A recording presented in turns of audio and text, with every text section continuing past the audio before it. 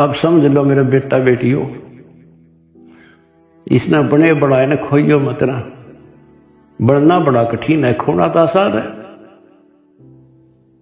और उस धड़ी की कृपा देखो, उस पर पिता की कितनी नेक, कितनी प्यारी आत्मा वहां कहां से अमृत पिला रहा आपको। बच्चों, आने वाली पीढ़ियां आपको भी याद करा करेंगी जब तक चांद सूरज रहेंगे।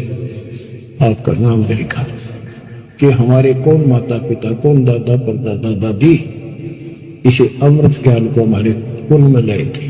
आने वाली पीढ़ियों के उद्धार के लिए तुम जिम्मेवार हो, कुर्बान हो जाओ।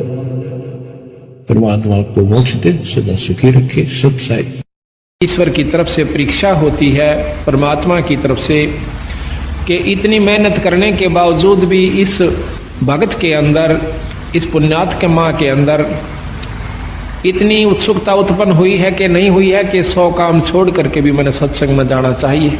इतना सत्संग सुनने के बाद इस जीव आत्मा को इतना ज्ञान अवश्य हो जाना चाहिए कि जिस प्रकार हम अपने पेट भरण के लिए, अपनी रोजी रोटी के लिए, चाहे मजबूरी समझो चाहे जरूरी समझो, हम उसको दुख या सुख पा करके अवश्य करते हैं।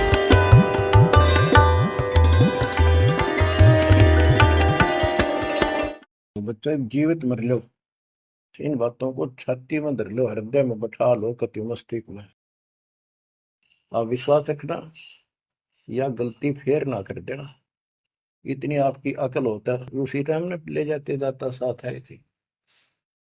बच्चों, ये अमर कथा, ये अमर वाणी आपको कहां से हो रही है? ये आकाशवाणी सतलोक से मान लो, या सतलोक से आपके ऊपर ऐसी कलम तोड़ दी दाता ने, अपने बच्चों को सीने से लगा लिया। ये सत्कर मान लेना और मालिक के चरणों में पड़े रहना। द्वार दनी के पड़ा रहे, धक्के दनी के खावे, 100 काल जगदोधी द्वार छोड़ नहीं जाए। ये गांठ बांध लो, पल्ले नोट कर लो। कबीर द्वार दनी के पड़ा रहे, धक्के दनी के खावे, 100 काल जगदोधी पर द्वार छोड़ नहीं जाए। बच्चों, आने वाली पीढ़ियां आपको भी याद करा करेंगी जब तक चांद सूरज रहेंगे। आपका नाम रहेगा कि हमारे कौन माता पिता, कौन दादा परदादा दादी इसे अमृत ज्ञान को हमारे कुल में लाए थे। आने वाली पीढ़ियों के उद्धार के लिए तुम जिम्मेवार हो, कुर्बान हो जाओ। परमात्मा आपको मोक्ष दे, सदा सुखी रखे। सच्चाई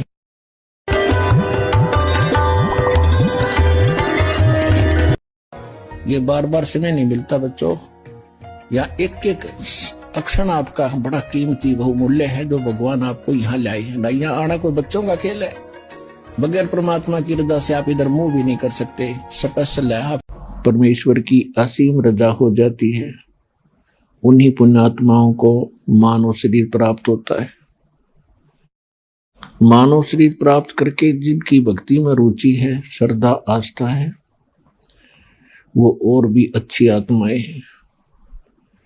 और परमात्मा की तड़फ में भटक रही उन आत्माओं को सत्संग मिल जाता है, सतगुरु मिल जाता है, सच्चा मार्ग मिल जाता है, तो वो पुण्यात्माएं परमात्मा की विशेष लाडली होती हैं। आप सभी पुण्यात्माएं उन तीसरे प्रकार की उत्तम आत्माओं में से हो जिनको मानव शरीर प्राप्त है, परमात्मा की तरफ में भटक रहे थे।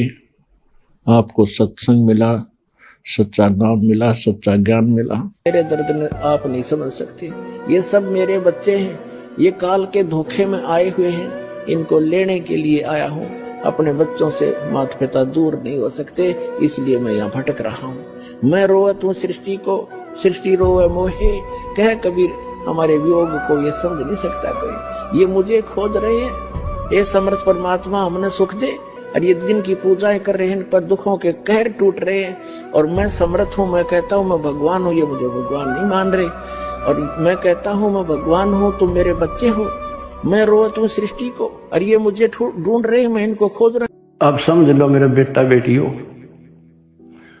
इसने बने बढ़ाए ने खोइयो मत ना।